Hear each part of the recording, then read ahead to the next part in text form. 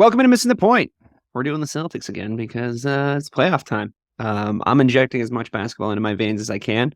It is the greatest reality show on television. You could probably take away the actual basketball part, and the narrative itself would be more than entertaining. I don't know if you guys have been following along with non-Celtics related basketball drama, but this Celtics series has enough to talk about, I think, to get us through an hour. But if we want to go talk about how Dylan Brooks shouldn't have fucking poked the bear, then what I'm the good fuck with that is he? too. What is he thinking? Fuck.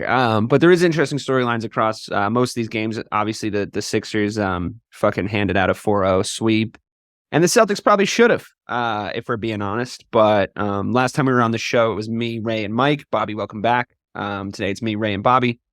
I am DK Sizzle. This is Missing the Point, and the Celtics are up 3-1, and the series is essentially over. I did say on the last show that we were going to 4-0 these motherfuckers because of how terrible they looked in Boston in games 1 and 2. The obvious sort of truisms of basketball aside, I still think we should have won that game 3.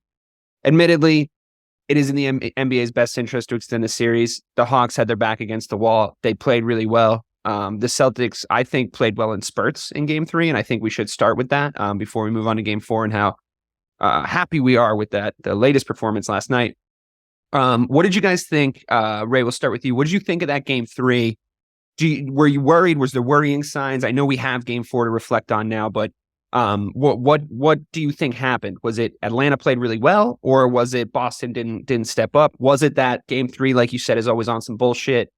What do you think happened in that game 3, and are you happy with the corrections we made? So I think it was a mix of everything. It was just a perfect storm of what could have went wrong in that moment just did.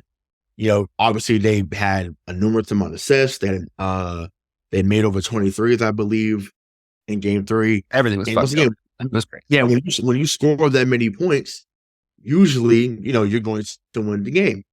But with Trae Young, as I mentioned, I thought he would go ballistic in game 4 as opposed to game 3. Well, actually, he did go ballistic in game 4. It just wasn't enough. But, I thought that we would see, an uptick from him, scoring wise.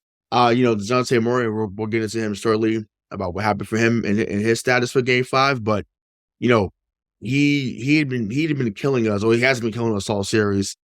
And game 3 was no different. So I just think that, like you said, it was on his bullshit. I think that certain calls were made that should have been called. I didn't, even though he does it well at times, I didn't love seeing Al Horford on Trae Young at times. Yeah. I mean, with any sort of runway, you're going to want exactly a little bit of speed going backwards. Like no knock on him, but yeah, it looked like what I call a mixtape session. It was a joke. So I was like, yeah, this is not ideal. So I'm glad that they figured it out in game 4. But yeah, game 3 definitely gave me, cause for a little concern. Cause I thought, okay, please take this team seriously. Cause if you don't, you can easily go back to Boston on Tuesday tied. Thankfully that wasn't the case. But just as far as game 3 went, yeah, I was annoyed with how the end process was, but like I said, they were able to right their wrongs.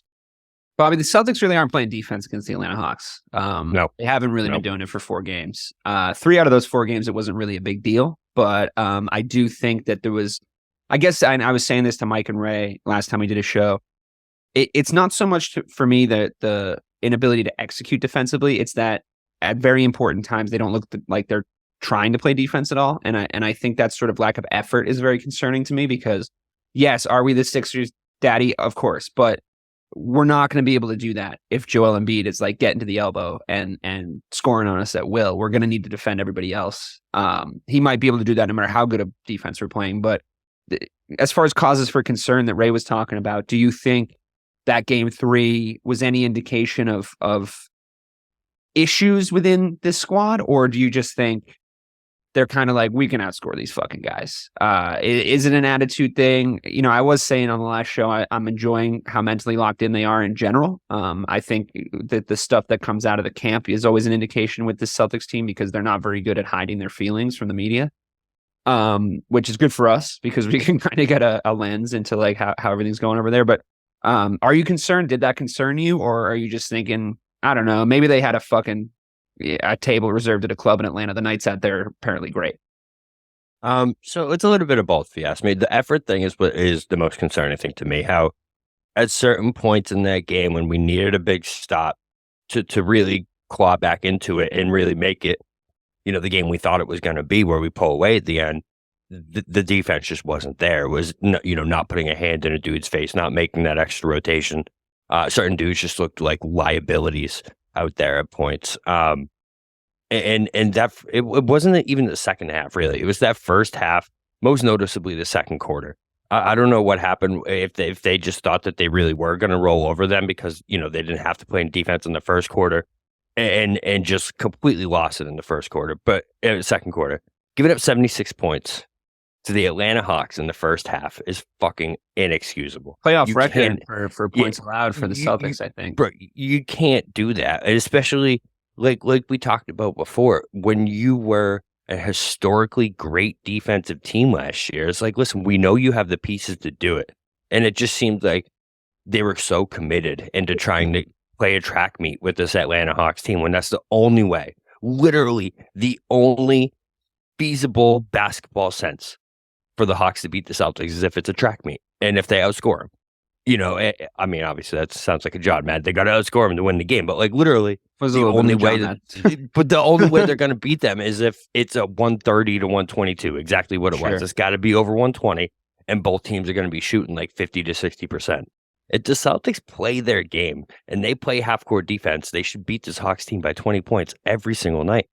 And I think when you see the Celtics play at their top game, that's so evident. You know what I mean? Like the fourth quarter yesterday, we just absolutely waxed the floor with them. They thought they were back in it, and the Celtics were just like, "No, bro, come on, let's get out of here and let's go back to Boston 3-1." Yeah, that's a good transition, Ray. Let me ask you about Game 4. Did it alleviate your fears and your issues that sort of maybe might have cropped up in the paranoid section of your brain about the Celtics team? The way they were very professionally getting the job done, I thought, on Sunday night in Game 4. And I think, for me at least, I mean, I don't know about you, but for me at least, we didn't talk in between Games 3 and 4, but I was pretty adamant that if we were going to go into that game and it was going to wipe away the fears that I had for Game 3, they needed to do it professionally. They needed to do it very emphatically. And they needed to do it because as much as I still think we'd win the series if we came back to Boston 2-2, I'd be pissed because we really are too much for this Atlanta team. Like, we just are too much for them. And I'm glad that we went out there and showed that. So are you still worried about the holes we might have shown in Game 3, the lack of defensive effort and prowess, or did Game 4 do enough to take that away for you? Yeah, I think it did enough for me to believe that this should be over tomorrow night as we record this on a Monday night. Hey, once again, like we've all alluded to, when they want to turn it on, especially against a team like this, not much is going to matter. And if Tatum's getting 30, if Brown's getting 30, if, Marcus Smart's going to get, drop 19, if Brogdon's going to get 15 off the bench, and also hit, make timely plays, like it should be a wrap. So yeah, I love how they went out. Once again, I think it was only like 2 or 3 lead changes. Last night, I think they took the lead early on, I think in the first quarter, and they did not trail since. So, I mean, to me, it was just a matter of, okay, they're going to have runs. You withstood it. Great. You didn't let them get all the way back in the game and even surpass you in the game, late in the game. So, yeah, I think they did enough to ease my fear. Once again, they got stops when they needed to, and that's all you can hope for. Because once again, this new era of NBA, guys are going to score. Like, it's not going to be 120 to 95 always. We've seen a couple games, in other series that it was like 95-80 and, 101 to 92 type thing. But it's like, this is the first round though, right? I mean, it's like, you're getting teams. Yeah, it's happening. Yeah. It's not going to happen with a third round playoff spot where you got, elite teams going against each other in the modern NBA. Yeah, I see what you're saying. So yeah, the talent level's out there, but no, like I said, to answer your question, they did enough to ease that, and once again, it should be a wrap come Tuesday night. Yeah, we're going to talk about individual Celtics, like we always do. assessments of each player, but I do want to touch on a couple things before we start that. I'm a big DeJounte Murray fan. I really like his game. I think that Jaylen Brown can go one-on-one with pretty much anybody relative to his size, defensively and offensively. I truly believe that about him. I still think he's a very underrated player. I think DeJounte Murray was giving him a lot of problems. I was thinking at times, the way he was able to take him either side, the way he was baiting him into foul trouble a lot. And Jaylen was making Jaylen make a lot of stupid decisions in game 4. So I also think he's fiery. I think he cares about the game. I'm just a fan of his game. I like players like that. We've been talking about basketball long enough to know the archetypes that we all like. And usually I'm kind of a wiry big man type guy, but I really like DeJounte Murray. I really do. I personally think that suspension that is now official for game 5 is soft as fuck. I think, yeah, I get you can't touch the refs. Like, I understand. I'm not sure what he said to him, but it's like, I don't know, man. It's playoff basketball. They just lost a game. If he didn't feel like they called the game in their favor, that's fine. If I was a Hawks fan, or if I was a Hawks coach, or if I was a fellow Hawks player, I'd be pissed at him right now. I would, for making a dumb decision. But Ray, what do you think of that suspension? I mean, aside from the fact that it's like, yeah, well, whatever, dude, you touched a ref, like, you're out. Is that how it should be? Or is that just some soft shit? It's playoff basketball, right? Or am I giving him being too easy on him? I do think there's some bias there, like you just mentioned being a fan. I do think, yes, I didn't love the suspension either, but it's like, once again, and it was early in the season, but I remember in Chicago when it happened with Grant, like Grant got him. It really just kind of brushed past him. It wasn't something where he pushed him out the way. Right. He kind of brushed past him, and then, he got suspended for a game, got fined or whatever. That was in play though, right? Like, that was in play. Well, yeah, it was after the foul, yeah. So it's like, I don't, it's a little different. Yeah, I get what you mean. Right, a little different. It's just like, so that's like you can't seek the content. And I think that's what the issue was. Like, he sought it out. It's one thing if you just barked at the ref and cussed him out, fine, whatever. He might have got fined for that, but whatever. Like, you're not going to get any further repercussion. But yeah, you can't bump into his face WWE style and get into his face and think that they're not going to reprimand you. Honestly, if we want to take a comedic route to it, to me, he's already ready for Cancun, and I get it. He caught the Celtics flu early and said, you know what, man, them pina coladas, that white Hennessy in Cancun is going to taste. I mean, he knows the series is over. He knows. Yeah, he knows. He knows. So I would have done the same thing if I know it's over. Why am I going to get cooked in Boston? I'm going to go enjoy my vacation. He probably brought the lemon pepper wings and the Hennessy down to Cancun. He's going to enjoy his summer. Bobby, what do you think of that suspension? I think it's soft as hell. I want to beat them full strength. Right. To be honest, I don't want the excuse of like, without DeJounte, who knows? Because no, we know.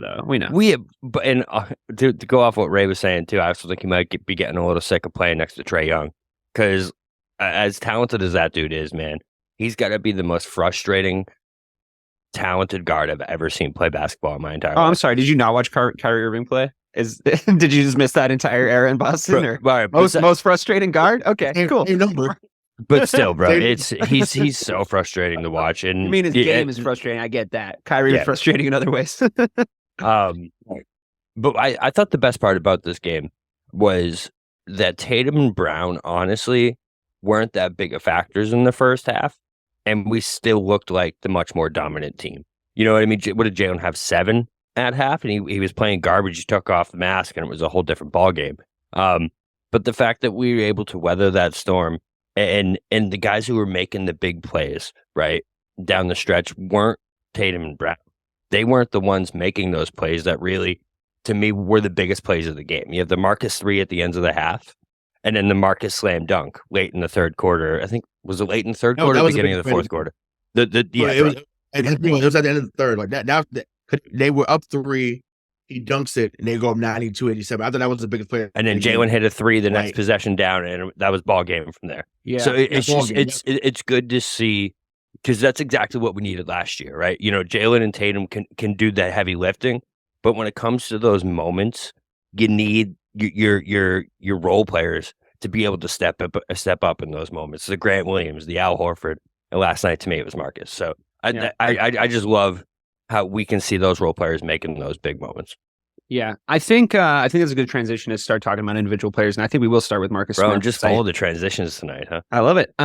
It's this kid's like a TikTok creator. He's got transitions everywhere. But Marcus Smart, I think, Bobby, I think it was last time you and I were on a show together. You were talking about the better rotation essentially being, and I agree with you to a certain extent when you like White and Malcolm Brogden out on the floor together more than Smart these days. And I countered it with the idea that like Marcus always steps up in playoff time, and we are going to need him in key moments. And I think we've seen that over the course of this series, and we will for the remainder of the playoffs. I think my favorite part of that dunk is that no, go situation that I think we were all in. I don't know about you guys, but like when the clock was winding down, I thought he hadn't gone in time yet, because I hate when we go on 7. I always like to go on 9. Maybe I'm a traditionalist. Like if you got to start running the play at the minimum 9 seconds, right? Jaylen Brown comes over, I think to get maybe a screen for a pick and pop. Yeah, he waves Jaylen Brown away, right? Mm-hmm. Which is like kind of crazy in and of itself.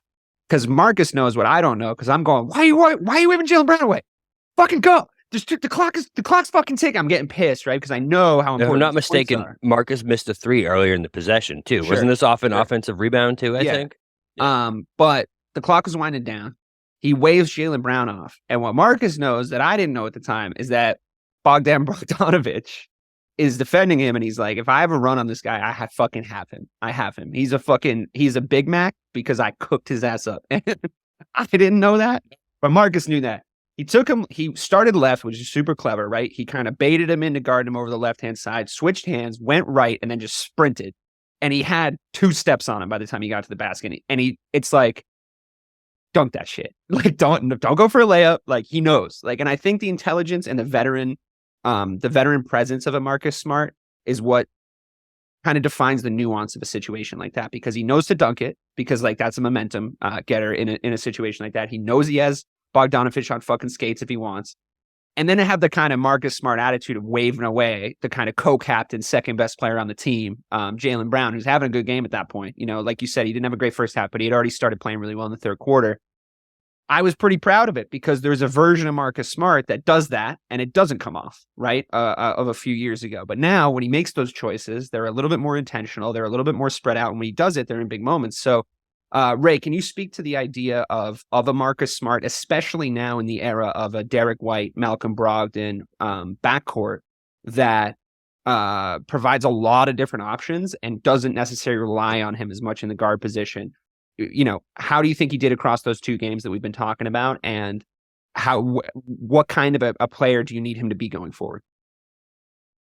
Oh, he wants it. Like you could tell that he wants it, and you could tell early on with Marcus where he's at. So if he's missing a lot of shots, turn the ball over, like for whatever reason, he's just not engaged. But when he's up on you defensively, when he gets a couple threes to knock down, or he gets a layup, off a steal or whatever, because he calls a turnover, like that's when okay, we're getting the good Marcus tonight. And when you get good Marcus, like we did for most of the playoffs last year, it was game over, immediately. So could we start calling it playoff Marcus? Are we at that point?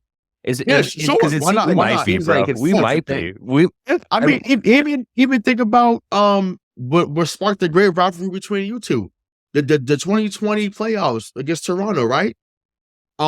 Toronto was giving it to us, and all of a sudden Marcus hits not 1, not 2, not 3, not 4, but 5 threes in a row.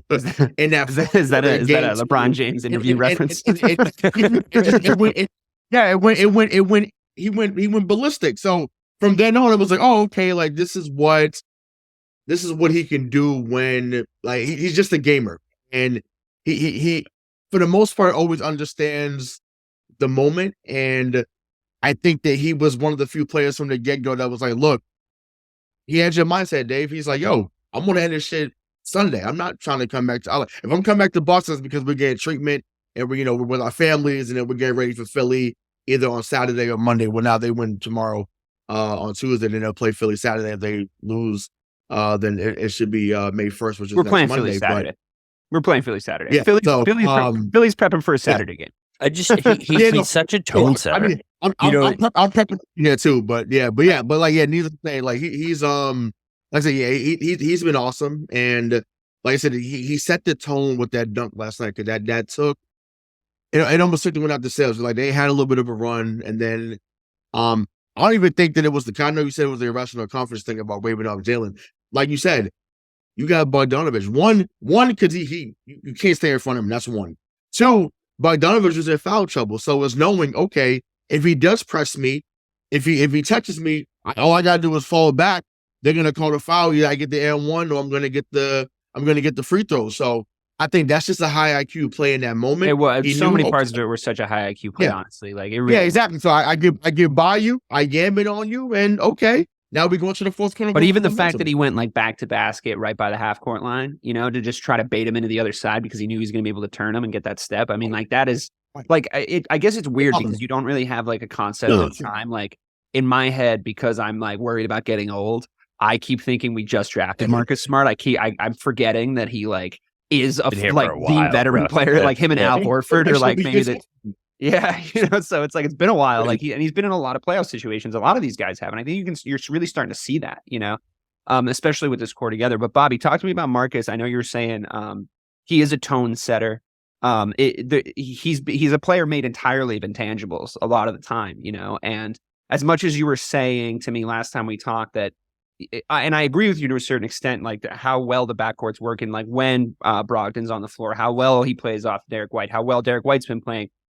You have to see this playoff Marcus thing now, right? I mean, Jesus. Oh yeah. I mean, 8 of 14 from the floor, 3 of 8 from 3, and those aren't regular Marcus Smart numbers in the regular season that we see. You know what I mean? And I think where else you see it too is not just with Marcus, but also in the play of Derek White and Malcolm Brogden, where there was one play specifically that stood out to me with Derek White, the charge that he took. I forget who he took it on, but it was such a Marcus Smart-esque play to be able to get there, set the feet before the dude even knew what was happening. Derek White was in front of him drawing that charge. It just was so Marcus Smart. It reminded me so much of that James Harden charge back in the day, where it was like, listen, the guy didn't have a chance. He didn't have a chance. That was an offensive foul no matter what he was doing. And those are just the type of things I think that just permeate throughout the entire team. When Marcus is going and when he has that swag is when you see White and Brogdon pick it up their games. And I feel like I didn't necessarily see it as much in the regular season, but when the playoff atmosphere is intensified and those lights are shining down there, he just stands out so much more. You know what I mean? He really does. And also, just to talk about our backcourt in general, I think we should just go through all of our guards and the games that they have.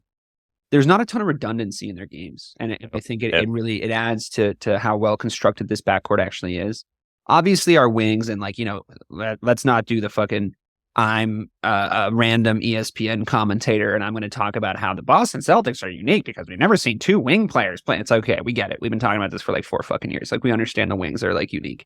And they're both very good. And we will get to the fact that those two guys were very dominant in a more specific way. But the backcourt, I think, is really showing out in the sense that if you are the opposing team and you go, okay, let's try to limit Derek White's ability to kind of floor general and okay, we can't speed him up, but like maybe we can push him out. Maybe we can force him to shoot contested threes. Maybe we can do this. If that happens and Malcolm Brogdon's on the floor, he's able to just like, he's like the sneakiest off-ball player ever. And he's also super sneaky when he has the ball. It's like, I feel like it's like, when you have slow, like, but so quick. But in the NFL, when you have like a running back who's like 4 inches shorter than a normal running back, and the guys are having a harder time tackling him because he's like below the line of sight. It's like that's sort of how I feel like Brogdon plays. He plays super low. Yeah, he the way he dribbles, like I never know what he's gonna do. So I'm sure it's very frustrating for the other team to try to guard him. He had a great game 4. I really enjoyed his game 4. I thought that was vintage peak Malcolm Brogdon.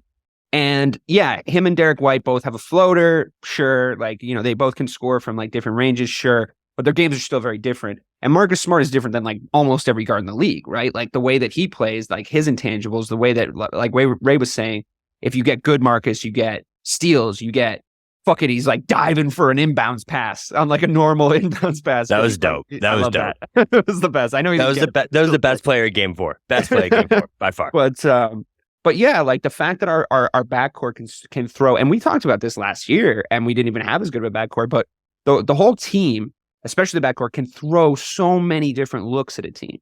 And I don't even think we've really gotten out of second gear in this round 1. So, Ray, could you take this opportunity to talk about the backcourt, how it's constructed, and most specifically the White Brogden tandem that teams just can't really seem to deal with?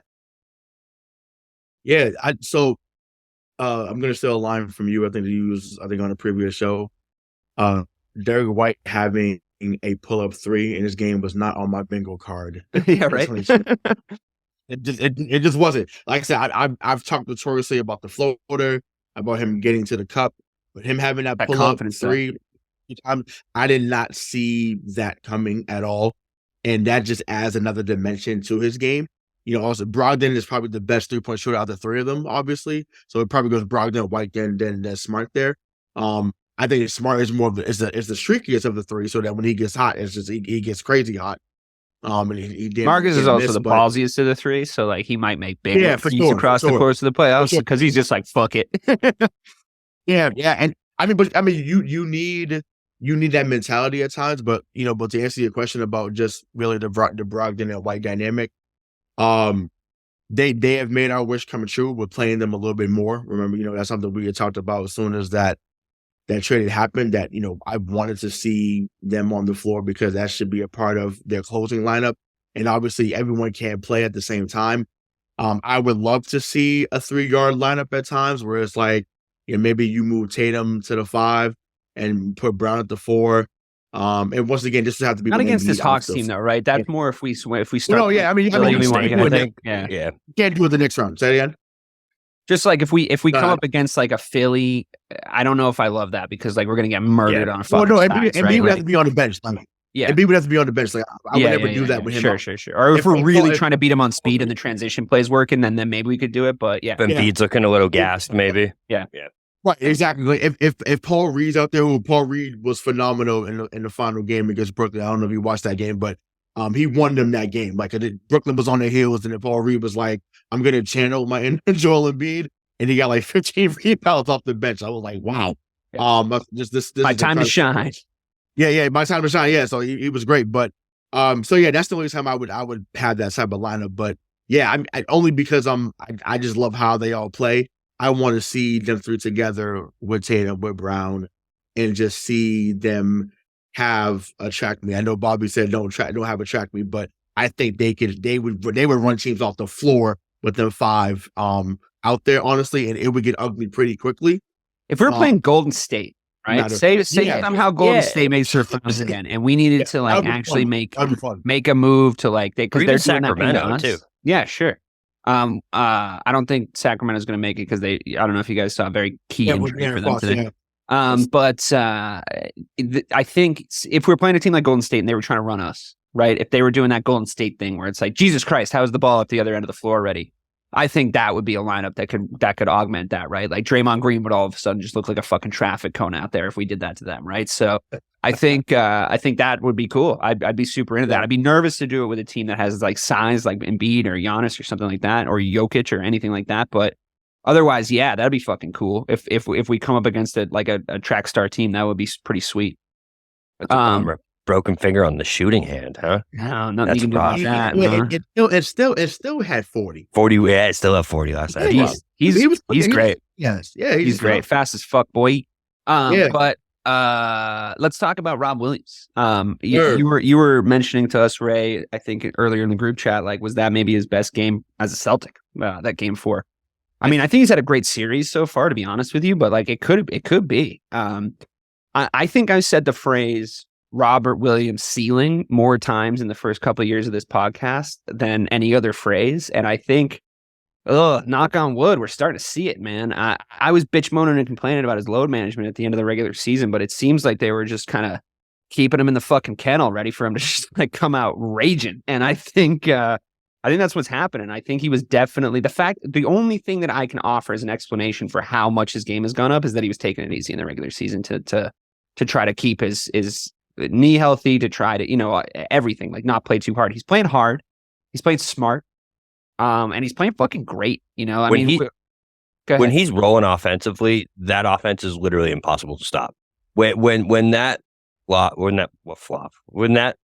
floater is going up, there's literally nothing the other team can do to stop Robert Williams and the rest of this offense. It's the lob. That's the word I was looking for. When the lob is going to Rob, there's nothing anyone can do to stop it. I was saying to Ray and Mike on the last show, it's like nobody wants to fucking learn the sky hook. Like, I don't understand why. It's like an impossible shot to guard. But like only one guy ever did it. It's like, call him up, Rob Williams. Call him up. He'll teach you how to do it. Like, he will.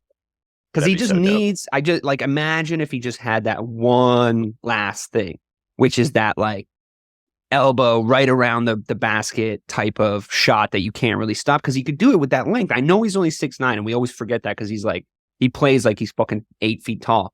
But he needs that one last thing. But that's no slight on the game he's been having, because you're right. Like, players can literally just be like, oh, Rob's beat that guy to the basket by a step, lob it up. It's over. Yeah. It's over. And he's also playing super hard. I mean, I get nervous though, Ray. Do you get nervous watching him like go up for big swats and hitting the deck though? Because he really has put his body on the line in this series from time to time. So the play that had me nervous was, anyway, actually, he was actually upright for this one, but the play that he kicked it out to Jalen, like, I thought, I don't know who was at the, I don't know who was on the baseline, but I thought they were going to run into him, and I got nervous. I was like, whoa, like, just move away. Don't fall around the leg. Don't fall to the shoulder. Don't do anything. But, those 3 possessions, man, were unbelievable. Yeah, unbelievable. But gets the rebound, kicks it out to Jaylen Brown. Jaylen Brown hits the 3 from the corner office, and game. It was game. Well, even the play before that too, where it was almost the same exact play, except Jalen dished it down to Rob, and Rob went up for the dunk. No, right, yeah, and that's the thing. Like, and I know we're going to go to jail, but that just made me think about it. Those back-to-back assists that he had in the fourth quarter when the game was kind of teeter-tottering, those are 2 of the best plays I've seen Jalen make his whole career. And that made that people could say, oh, he's engaging hyperbole. That's fine. That's cool. Keep listening. But if you back what you saw in that final quarter from Jaylen Brown, once again, we've lamented about the ball handling. We've lamented about the turnovers. Those back-to-back plays where he's under control with the messed up hand, we know what was going on with the orbital bone. The man was locked in and made the right play after right play after right play. So that was just phenomenal to see. But like I say, Rob's effort, and once again, we said it on the previous show. I've said it, like I said, it's been said on other shows and other platforms. No Rob, no ring. when he's at the level that he's at, this team, like you said, Bobby, it goes to another dimension, another level, another place, with stratosphere, whatever word you want to use. He's just that good. And like I said, I love that he's coming off the bench still. Joe, do not change the dynamic. I understand that Philly is coming. I get it. And it's going to be very daunting and taunting, whatever, to want to put them together. I don't know. I just like how this dynamic is. Once again, you can still switch it up and keep those 2 guys, him and Horford, out there. Excuse me, but I just like this dynamic of having Brogdon and Rob come off the bench, because once again, those 2 alone make you better than any second unit in the league. Yeah. On that note, Al Horford maybe hasn't had across the entirety of the series as big of an impact as maybe we thought he would. I'm personally not super worried about that. I think that the way that these games have played out, the way that we match up against this team specifically, has a lot to do with that. I still think he's made some big threes. I still think he's made some big defensive plays. I still think his veteran presence is essential to the success of this team.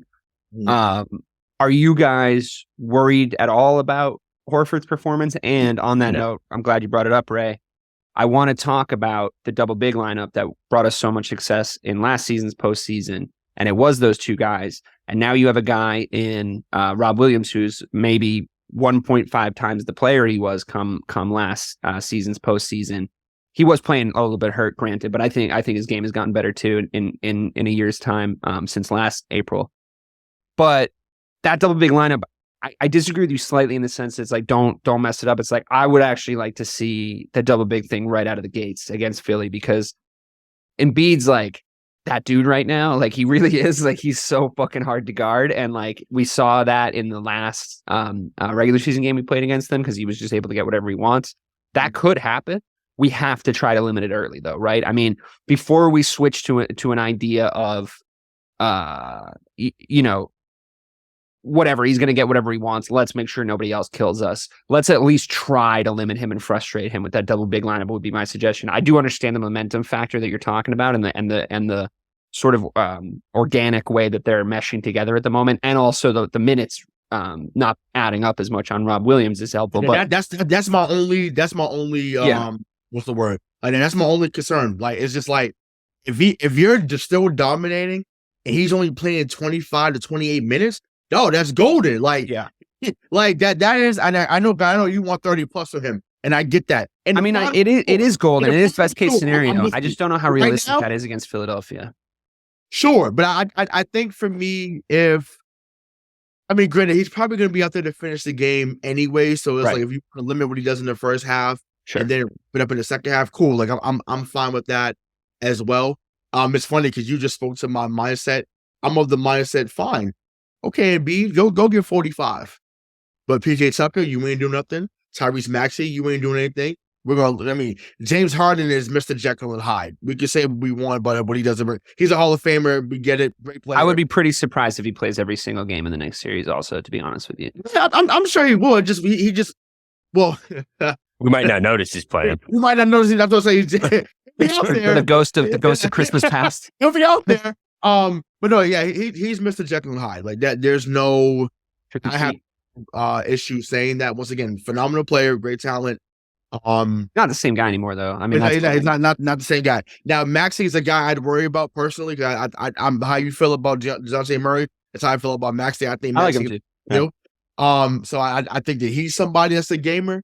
So yeah, if you kind of make some scrappy guards. Yeah. So if you limit what's around Embiid, then yeah, like it should. But I once again totally understand your premise. You're not wrong. Let's say we just see it differently in that moment. But the continuity is there. I just, from a cadence standpoint, I just like what I've seen and want to keep it that way until you have to change it. Yeah, the only thing that scares me about the double big lineup, and we saw it a little bit in the last game, is the offense gets really stale really fast when it's double big. Are you talking about in reference to last season's postseason though, or last game? Well, I mean, I guess we didn't really see it as much last game. We didn't really see it as much, and I think that the issue with when the offense got stale last season was we didn't have, like, we always used to talk about the kill the game Celtics, like the slow down the clock Celtics, like they were the worst version of the Celtics last postseason. I don't think that's the case anymore because of Derek White. Yeah, like, I think that if the pick and pop is so deadly now this year, so yeah, like we're going to need to be able to kill games better, and that was a definite bullet point coming into the season. Or the postseason, I should say. We are able to kill games better, and our guard play is why, And I think you can put those two guys out there. I'm not saying like as much as last postseason. Like, I think a big part of why we were doing that is because there was like a lot of fucking minutes in everybody's legs. Jalen and Jason were fucking exhausted by the time we got to the finals, especially Tatum. And I think it was like, okay, we can run this and we can kind of still push and beat on other teams.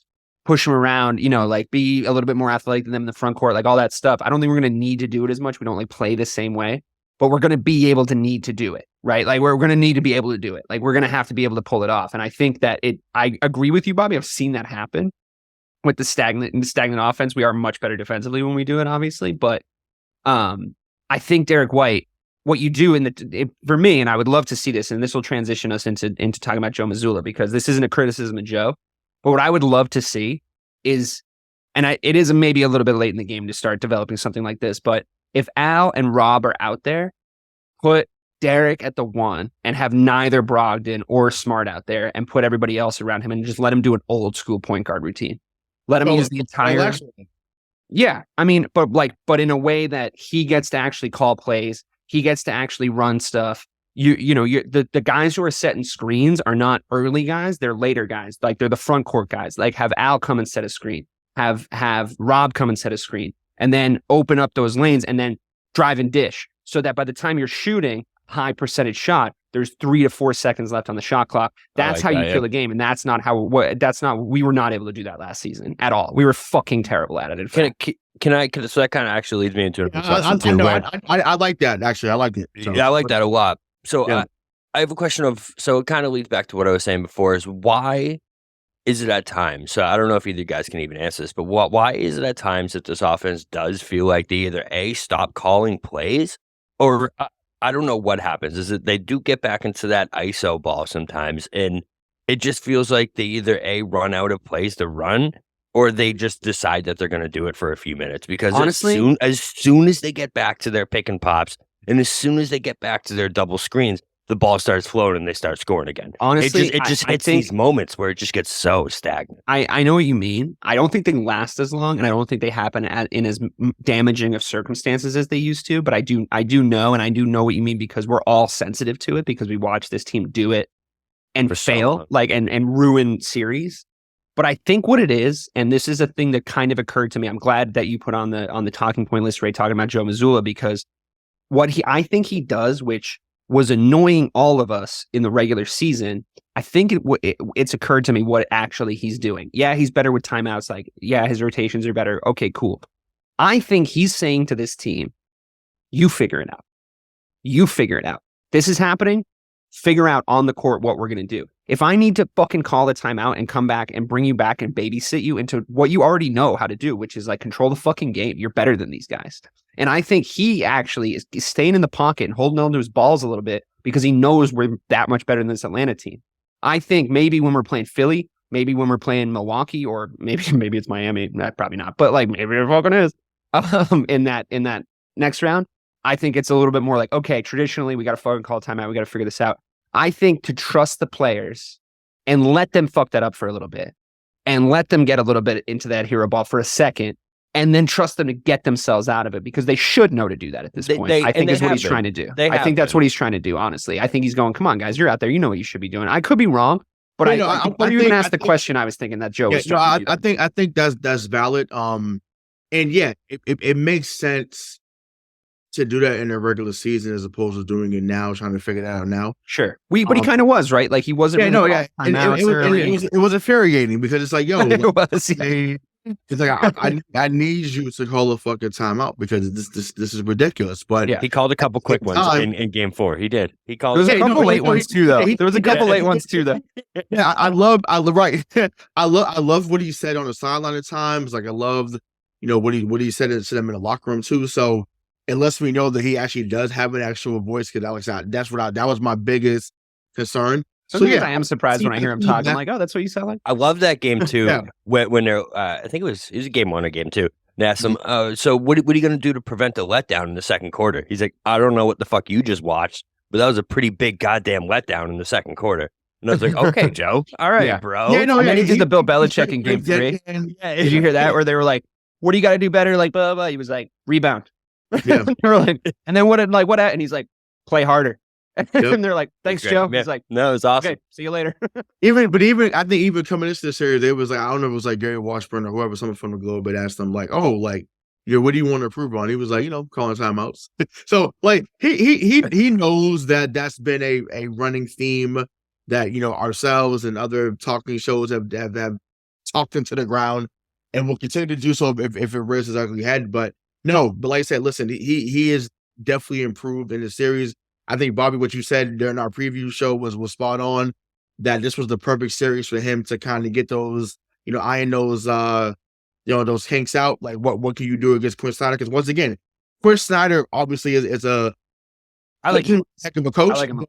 Once again, he doesn't have who he's looking for on that team yet. Once again, next year might be a different story. I think so. Yeah, I think they got some pieces. Right now, they don't have, and clearly, Game 3 to me showed he already has an ear with them, because they came on and fought. Like, if they didn't fuck with him at all, they would have laid down in Game 3. Yeah. He has an ear for them, which is why I think they end up showing up, and they show some fight in game 3, and even game 4, they showed fight. It just wasn't enough. Because Tanner said enough's enough. Scoring 16 in the fourth, like it was just enough. Was enough. Speaking of game 4, a good transition to talk about sort of the final duo. I think we'll do the Jays at the same time, considering they both have 31 exactly in game 4, which is sick. In a game where Jason Tatum and Jaylen Brown both score roughly the same amount of points, and those points are a lot of points in relative basketball terms, the Celtics will win that game. I will bet my left and right testicle on that fact. If they're both scoring 25 plus, we've won the game. That's as true as the day is long, in my opinion. So to back that up with actual factual evidence for you, the Celtics are now 22-1 when both the Jays score 30. I'm genuinely surprised at that one. 95% winning percentage. The one was in the finals, right? Yeah, I think it was in the finals. Yeah. The highest in NBA history, by the way. Highest winning percentage. Yeah. I mean, what we have on our hands here, guys, and you don't want to get too carried away. You don't want to be a jinx. You don't want to be this. You don't want to be that. When we first started this podcast, all of us were just throwing Hail Marys of hyperbole just to see. I know we've all calmed down a little bit, but if we're being honest, if we're really being honest, this is the best duo since Shaq and Kobe. It just is. I mean, statistically it is, and on the eye test it is. The fact that everybody, myself included at times, said that their games are too similar. He's not going to want to do this. He's going to want to do that. It's redundant. Why not go get this guy? I mean, I was guilty of it myself a couple of times because it's against conventional wisdom, These two guys play so fucking well together when they're on the court at the same time. And in reference to what you were just saying about the Hawks showing some fight, you can show as much fight as you want. When Tatum's hitting threes at will, what are you supposed to do? Like, you must be Trae Young just being like, because Trae Young was having a good game, a borderline great game, and he was doing it. He had 35 and 15 last when Tatum does that little sway at the top of the 3-point line, and every Boston fan goes, he's shooting it. And there's literally nothing. Every Boston fan, everybody on the court says, I said this last show. The exact thing I said, Bobby, was, you weren't here for it, but the exact thing I said was, I used to get mad at Jason Tatum for the fact that I always knew when he was going to shoot, and that meant the defender always knew when he was going to shoot. But now, I always know when he's going to shoot, and the defender always knows when he's going to shoot, but it doesn't matter. There's nothing you can do about it. Still fucking goes in. And the thing is, I always remember 08, and I know we reference 08 a lot around here, but when you're talking about winning fucking rings, it's going to come up. Especially when you're doing a Boston sports podcast, right? In 08, there was moments where Ray Allen would have it in the corner, or Paul Pierce would do a step back, or KG would do a turnaround, where before it left their hands, you're not even watching the arc, before it left their hands, you know what's going in. You just know. And Tatum is finally really this season starting to do that, even more so now in that game 4. You guys we were in our group chat in game 3 when Tatum missed that 3. And all I said was, and I do think this is true, if you're going to be that guy, you got to hit that fucking 3. It's wide open. You want to be that dude, you got to hit that 3. Yeah. How does he respond? What's his quote in between the two games? That's on me. That's what I want to hear. That's on me. I got to fucking hit that shot. I got to play good. I got to win us that game. What does he do? 31 in your fucking eye, right? And his buddy. And his buddy. Yeah. Yeah. I don't think you hit in a game, like a game that mattered, because he's done in the All-Star game. But in a game that mattered, I've not seen him hit a 3 that deep. And I was like, I didn't think that he had the legs to even get. That was so dope. That was unbelievable, bro. I was like, wow. So he put him. Especially because Trae pulled up from there. Trae pulled up from there and missed. Right. The logo. Remember? Yeah. He pulled up from there and missed, and it was like, who is that dude then? You know what I mean? Jason fucking Tatum. And look, I was a little concerned when the mask came off for Jaylen, because I'm like, no, ride with the mask, Rip Hamilton, don't do it. It's don't change the juju. I don't want to. But he's like, fuck it. The hand is obviously still bothering him. It's very clear that he's playing through that. I wanted him to get more days off for that reason, but fuck, man, if you can play the minutes you're playing, and put up what you're putting up, you're playing 42. Pain, right? He played 42 in game 4. But he's playing through the pain, right, Bob? I mean, we're not super concerned about that hand going into the Sixers series. No. Especially they close it out. So yeah, like you just said, if you're out on the court, you're playing those minutes, man. You're playing those minutes, and you can't be concerned with that, especially with Jaylen too. When you're the thing that people always center around is his dribbling and his dribbling through traffic. And I think that he proved in Game 4 specifically. There was 1 or 2 drives where it looked a little shaky, but he was able to get himself out of there and make a play. I think one of them specifically was to dump down the Rob in the last couple minutes, right? So, I mean, what the problem is with his dribbling? Awesome. The problems that he's really had with his dribbling is he's too fucking fast. He's so fucking athletic that, like, you have to have handles to keep up with that. Like, he always gets it caught under his feet because he's like about to explode or like make a play. I think he's slowed down a little. I think he's like, they're all helping him out. They're all helping each other out with different aspects of their games. You're talking about Derek White taking a Marcus Smart style charge. Jaylen Brown's playing Derek White style lane splitting. Like he's slowed down a little bit when he's going into those lanes. He's taken a little bit off the gas so he can dribble a little bit more and calming down a little bit more. And also, I mean, in Game 4, he was going up with his left hand, fully contested, falling away from the fucking basket, making huge and one layups, fucking getting pumped when he's on the fucking ground. I mean, the dude's locked in, like mentality wise, they're all there. And I think these two guys, there's always been this conversation, this meta conversation of like, who's the leader? Who's going to be the main dude? And then you see Marcus Smart wave off Jaylen Brown and go dunk it on fucking Bogdanovich in the third quarter. And it's like, nobody. This is a republic. These are the founding fucking fathers, and everybody's about that life. So like, let's go. It's like who's got the last thing to say? The guy who's playing the best, the guy who's doing the thing. It's kind of why Grant Williams sticks out like a sore thumb. I will admit he had a better Game 3, but what happened in Game 3? We fucking lost. So maybe he shouldn't fucking be out there. And then he played 56 seconds in Game 4. But that's what I'm saying, bro. What the fuck's that guy doing out there? 56 seconds. It sucks. Anyway, whatever. We're not going to do a Grant Williams piece because I had about fucking... They gave me nicely, Ray led off the last one and gave me a good soapbox to fucking tee off on Grant Williams. Then what happens in Game 3, he comes out and like hits a bunch of threes. I'm like, that's just the fucking jinx that I get. Yeah. It's coming back around. It's every time. Of course. It doesn't matter who says it, right? Any time we get on a player, whether it's a Celtics, whether it's somebody else, they go off every time. It's guaranteed. Still fucking lost though. So yeah, right. It's like them. So we're getting 14 for him though. Look out. So that actually leads me to a question here is, so Game 4, obviously a must-win game. They put all their eggs in the Game 4 basket. 7-man rotation, essentially. So but I like the next highest. Shorten the rotation last year was what got us success. Is that sustainable to go the entire way? We're going to need Hauser, Muscala, Williams, and Pritchard to at least play 1 or 2 games where they play significant minutes, right? That 7-man rotation can't be sustainable throughout the entire playoffs. So, and I know we haven't talked about this guy much because he's been on the sideline. I think the further they go, I think there's a chance Gallo comes back. I know that'd be so beautiful, man. Yeah, I know it's been a mission thing up here, and will he do this? But the further they go, I just think even if you give 10 minutes from him, 10 minutes. I was just gonna say 10 minutes from him. I think would be those Hauser minutes. Honestly, that's what I was just gonna say. Minutes. Yeah, man. I don't mind Sam Hauser. He's such a liability on defense. I don't think he's as bad as you think. I really don't think he's as bad as you think. I think 90% of the league gets switched 1-on-1 to Trae Young, and they're gonna get fucking burned. Al Horford was getting burned. And you're not calling him a fucking liability on defense, right? Those are bad switches. Right. I don't think Hauser's a great defender. I don't think he's as good of a defender athletically. He does enough. Yeah. I do. I really do think he does enough. And he gets in the way. I'm on motherfuckers the hardest for not playing the right kind of defense. Like that's exactly the kind of shit I'm all over. I think Sam Hauser's had a few moments where people treat him like he sucks at defending, and he's come up. So he's had moments. Missoula pulls Pritchard and doesn't play Pritchard at all during these fucking playoffs. Why? Because he is a defensive liability because of his size. He just is, especially in a fucking situation where you get, as we go deeper into the playoffs and you start getting elite bigs and he's scrappy.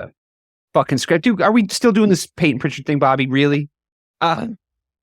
Whatever. We're not doing a Peyton Pritchard section on the show. We're not doing a Peyton Pritchard section on the show. He was dead to me that day. He came out and he was like, I need more minutes. I'm like, bitch, you're trying to win a championship. Yeah, shut the fuck up, bro. Yeah, no, trust me, I'm with you. Agreed. I'm with you. I mean, you were the one that you sent me the link, Ray, and you were like, trade him. I was like, yeah, I would have traded him. I mean, we're trying to win some shit around here, dude. We're not like, maybe this guard is good. Like, cool. Of course, the last time I talked shit about him, he literally had 31 the next game, but whatever.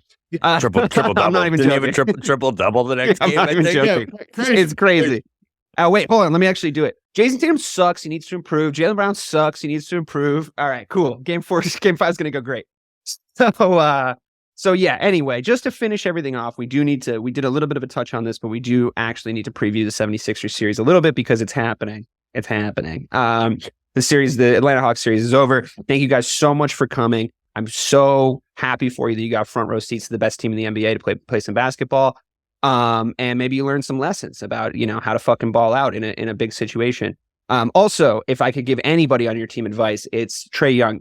You saw LeBron. Just give up on the hair, bro. Just give up on it. It's cool. It's just toast. It's fine. It's done. You look like an old steel worker with that fucking haircut. You got to shave that. At least get a haircut so it doesn't look as like if you're losing your hair, there's a point where you can go short and it still kind of looks good. Yeah. But once you get long and you can see the gaps of your scalp also in not that for long nothing. hair, most of us can walk around without a bird's eye view of the top of our heads. That's very professional basketball. It's like it's gonna come out. It's not a good look. It makes you look about 20 years older than you actually are. But great baller though. I really do like his game. I sold all my stock on him because I just don't think he's that dude. But here it is. He kind of showed me. So the 76ers, we're gonna play them. I know we usually fucking beat them, right? Like we always do. I would say if you took the role players, the supporting cast of the Atlanta Hawks and put them around Joel Embiid, that might be a better 76ers team. Would that be a crazy thing to say? I think the 76ers are Joel Embiid, and I think the people around him are terrible. And like we were talking about earlier, Ray, I'll start with you on this. As long as none of those other fucking bums can hurt us in a Miami Heat circa 2000 and LeBron, why the fuck is that guy hitting so many threes on us type deal? As long as those motherfuckers don't do shit. And we make sure PJ Tucker knows he's 75 years old. And we make sure that like none of these guys have anything to say about anything. And if James Harden has a good game, okay, he has a good game, but we're good, right? Like Embiid can do whatever Embiid's going to do. We just need to do our jobs. Yeah. So it's Maxey and Harris. Those, I mean, I know people are going to talk hard. Like Tobias Harris. I like Tobias Harris, to be honest. Yeah. Those are the two guys that you really have to keep at bay. If not, then like I said, it's going to be a more interesting series than we want it to be. Just like I talked about with this series in Atlanta, like if DeAndre, I think I kind of talked about a DeAndre 100 game coming. I said that he's a guy that can get something if he's locked in. He was, I think. Honestly, I like a lot of their players, the Hawks. Like, yeah, I like Clint Capella. I like DeAndre Hunter. Okonkwo. I love Okonkwo, bro. He's decent. I already told you I like Murray. But they're not going to trade him, obviously. But no, but to preview this, I just think if you shut down, well, not even shut down, because like I said, Maxey might have a game where he gets 25. But I think that's going to happen. But you have to make sure that's only one game that happens, and not Maxey can't be what Derek White became this series. Because if he does, this shit's going something for sure. You got to make sure that you limit what's around them. Once again, the bench is not great for Philadelphia. Yeah, like we're so much deeper than them. I think, excuse me, I think if you put, like you said, if you put Atlanta's bench, so if it was Saddiq Bey, Bogdanovich, Jalen Johnson, and I think even Hunter, if you put them and traded and put them on Philadelphia, bench, yeah. I think that'd be an awesome surrounding cast around what Embiid is looking to do, because you would give him more shooters, which creates more space for him. And we know that he's a 7'2" guy that can put it on the floor and just give you crazy work whenever he feels like it, because the dude is that good. Needless to say, if you shut down Maxey, shut down Tobias Harris, you just got to make them non-factors. And if you make them non-factors, then this series should be over in 6 games. Well, yeah, because I'll also say really quick, I know that Tatum and Embiid are buddies. Off-season buddies. I know they run games and stuff in the off-season, and they sort of came up at the same time and all that shit. No friends, man. No friends. Not in this playoff run. And I think that their attitude is exactly what I want to see from them so far. It's like, we're here to win a championship. We don't give a fuck about anything else. And I want to continue that through that series. But Bobby, preview this 76ers series for me. Yeah, no, it's honestly exactly what Ray said, because beyond those guys, so yes, Embiid, Harden, Harris, Maxey, those are the 4. Beyond them, it's DeAnthony Melton, Paul Reed, George Niang, and Jalen McDaniels, and the corpse of PJ Tucker. So like, it's Larry Curly Moe, bro. It's unbelievable how much more depth the Celtics actually have than them. Like even going down to 10, 11 guys deep on the Celtics bench would play significant minutes. So do you want to extend the rotation against them? Team. I mean, you said 7 guys. 7 guys in Atlanta. Maybe even just for the early games. And when it comes to, like I said, it's just you match up so much better against the bottom of their bench than the rest of the lineup. Like, it's such a discrepancy when it comes to what we have versus what they have beyond those top 4 guys, because the top 4 guys are bona fide all-stars, all 4 of them, for sure. But beyond that, there's literally nothing. Like, if this was NBA 2K, it's all guys in the 90s and upper 80s, and then a bunch of guys in those mid-70 ratings. You know what I mean? That you're like, bro, who is this Joe coming off the bench right now? Yeah, you know what? I forgot about DeAnthony Melton. I forgot they got him in the trade. I forgot about him. Shake Milton as well was another guy that played well for them, last year. But I'm actually going to go on the limb and say that this will be a Blake Griffin series next week. I was going to say I really want to see Blake in the series. I really do. Agreed. I think that it's a no-brainer. I think anytime that he gets a chance to stick it to Doc Rivers, I think he's going to, because of how that ended in LA. I have a question about that when you're done too. And that whole disrespect thing earlier in the year. Yeah, exactly. You know what I'm saying? I also think that because he could take charges, he's another guy who's going to have 6 fouls to give if that's the case. And then, he played well against Philly all year, because they basically left the wide open. So he's like, okay, well, I'm gonna hit this jump shot from the corner, or he did. He hit some fun fucking threes against Philly in the regular season. Yeah, exactly. So yeah, he's a willing passer. We know that from his LA days when he was in his prime. Didn't he have 6? He had 6 in one of those games, didn't he? Yeah. I think it was the one that was here, the last one that was here. Yeah. He did something. I also really want to see him get some minutes, because it would be a really cool bonus if we win a championship to get Blake Griffin his first championship. Like, I think that would be really cool. Like, it's just for sure. And I want him to have played. I want him to have contributed, like actually contributed. And I think he can. I mean, he already has. But yes, I get what you're saying. Like, in the postseason, it would matter. In the postseason, I mean, we have to shorten the rotation in the postseason, especially as we go deeper. Yeah. We're really going to lengthen it in the next series, probably. Like, we shortened it on this one, I think, to just try to get the job done. But as we go, we'll shorten it. I mean, I'm not 100% sure I'd like to see him in the finals if we're playing the Nuggets, and I think Blake Griffin should be in a suit at that point. But it's. I mean, I think all the bodies you could throw it, if that was the case, if we got there, like we played. I don't know if that's how you defend Jokic, to be honest with you. I don't know if it's throwing bodies at him. I think it's I mean, you need all fouls, because like I said, he's going to get whatever. So sure, but like, I've been passes so much out of the post, man. I know, but it's ridiculous. But hear me out on this. If Joe Mazzulla wants to like take a Skype call, I've been thinking about this really late at night as I fall asleep. It's about cutting off the guys that receive the pass with him, I think. So there's nothing you can fucking do about him. There's nothing you can do about him. But what you can do is 2 things. 1, you can exploit the fact that defensively he can sometimes be a liability. And 2, if you move quick enough. And 2, you can cut off his options, right? Mm-hmm. Cut off his options and do exactly what we're talking about with Embiid. It's like, go ahead, get 40. Get 40. You're not getting 10 assists. You're not getting 7 assists. You're not getting 4 assists. Like, fuck that. So I think that's the way to do it. I mean, listen, we're talking about developing nuclear fusion here. It's something nobody's been able to figure out. He's won the MVP twice, but it's and that's obviously a conversation for another day. But my question to you guys is, Philadelphia versus Boston looks like the 99.9% probability. If you want to put money on the Atlanta Hawks to win the series, I guess you hate money. Who has the better coach going into that series? I'm very concerned about Doc Rivers' ability to draw plays from the inbound, but otherwise, I don't know. I feel like maybe we got something here. I think Joe has this more one's of for a Mike, voice. by the way.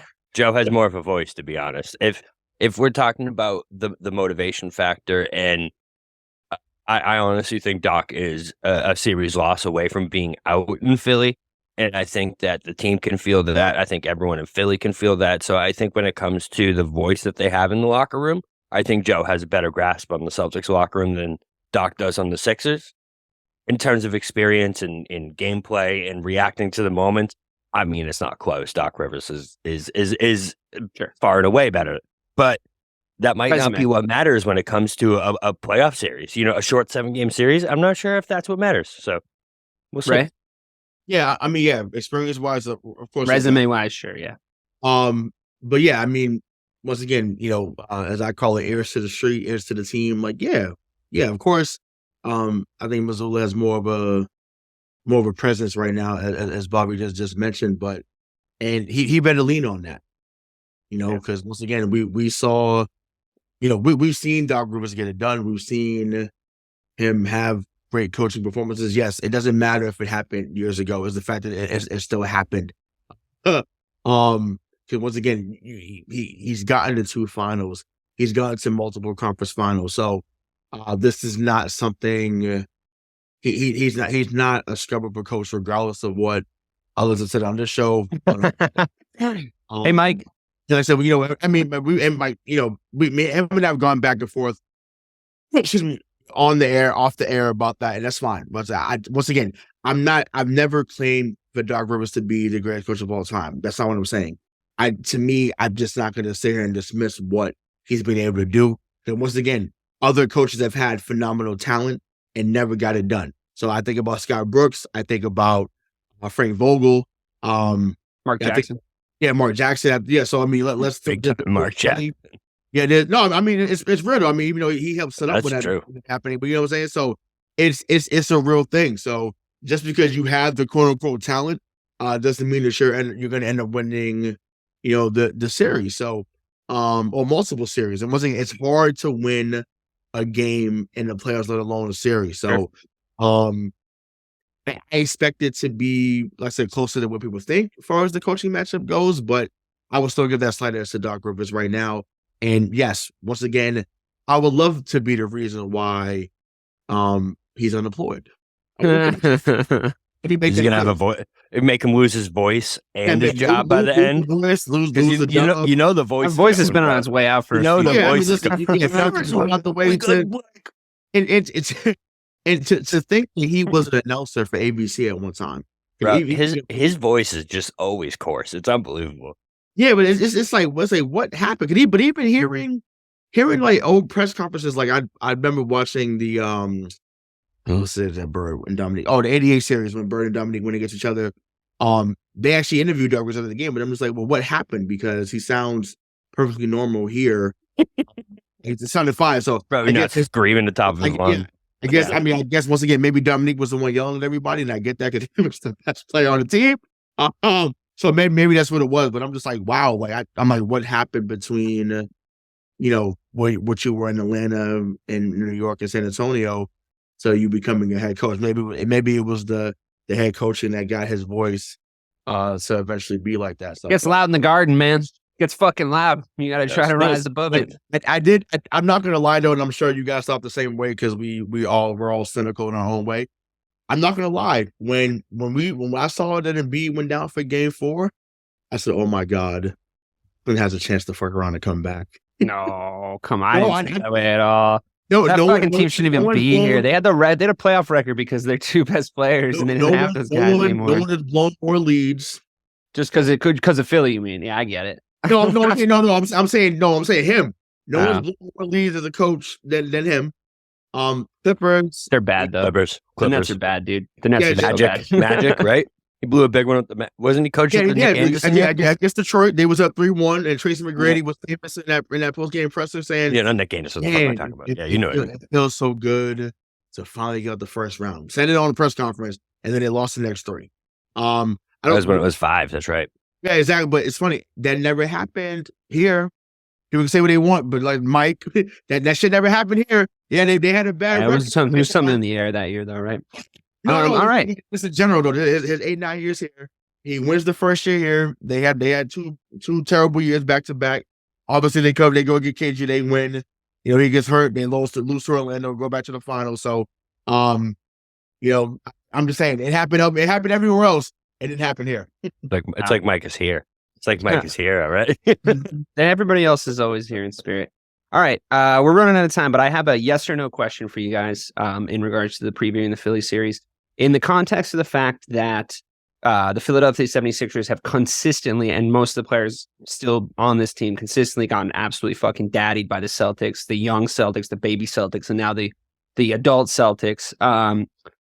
How do you think that Philadelphia is upset that they're getting Boston this early, or do you think they relish the challenge? So relish or upset would be the 2 answers. Bob? I think they relish it. I think they're ready for it. Good for them, Ray. They relish it. Yeah, well, they can relish this fucking ass whooping. This has been missing the point. The Celtics are about to close out the Atlanta series. We're going to see Philadelphia in the next round, and we'll see you guys wherever you get your podcasts. Thank you, and have a wonderful rest of your day. Cool.